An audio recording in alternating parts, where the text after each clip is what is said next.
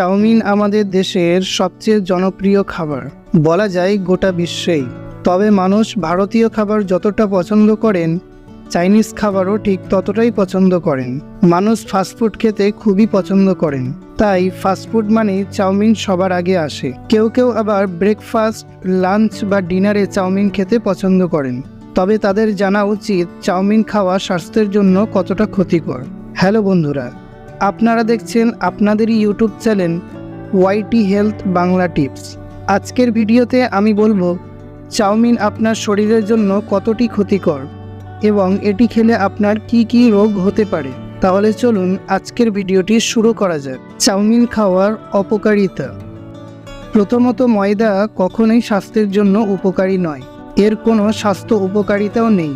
Chowmein ময়দা দিয়ে তৈরি, তাই এটি খেলে পেটের অনেক সমস্যা হতে পারে। পেট ব্যথার মতো সমস্যাও হতে পারে। এটি খেলে শরীরে খারাপ কোলেস্টেরল তৈরি হতে শুরু হয়, যা স্থূলতার কারণ হয়ে দাঁড়ায়। এছাড়াও ময়দার কিছু টুকরো শরীরের অ্যাপেন্ডিক্সকে প্রবাহিত করে সংক্রমণ ঘটাতে পারে। অ্যাপেন্ডিক্স হওয়ার ঝুঁকি বাড়িয়ে দেয়।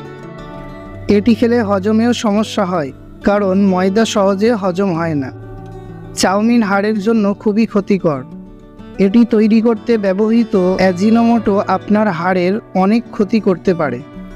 চাউমিন থেকে অনেকেরই অ্যালার্জির সমস্যা হয়, কারো কারো এই সমস্যা বাড়াবাড়ির পর্যায়ে পৌঁছে যায়। উল্লেখ্য, চাউমিন তৈরি হয় ময়দা দিয়ে।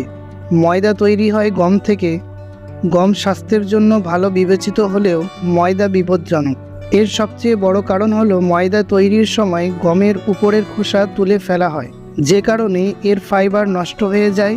এতে কোনো আঁশ অবশিষ্ট থাকে না। তাই কেউ যখন ময়দা থেকে তৈরি উপাদান খায়, তখন তা পুরোপুরি হজম হয় না। সঠিক হজমের অভাবে এর কিছু অংশ অন্ত্রে আটকে যায় এবং অনেক রোগের কারণ হতে পারে।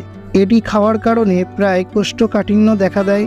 এর পাশাপাশি ময়দা প্রচুর তেলের শোষণ করে। অতিরিক্ত তেল ব্যবহার সমস্যা হতে পারে। এমতো অবস্থায় ময়দা থেকে তৈরি জিনিস অত্যন্ত খাওয়ার চেষ্টা না করা উচিত।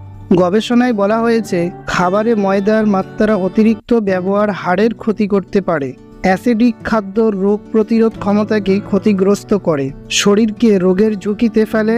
রাস্তায় তৈরি চাউমিন খাবার ঝুঁকি হলো তার ভিতর ব্যবহৃত সবজি পরিষ্কার করে নাও হতে পারে।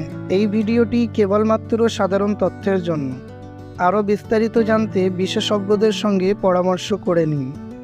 এই ভিডিওর প্রতি আপনার মতামত কমেন্টে জানাতে ভুলবেন না।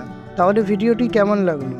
যদি ভালো লেগে থাকে তাহলে অতি অবশ্যই একটি লাইক করবেন এবং স্বাস্থ্য রিলেটিভ ভিডিও পেতে আমার চ্যানেলটিকে সাবস্ক্রাইব করতে ভুলবেন না। আজকের ভিডিওতে এই পর্যন্তই। দেখা হবে আগামী ভিডিওতে। ততক্ষণ পর্যন্ত ভালো থাকবেন, সুস্থ থাকবেন। ধন্যবাদ।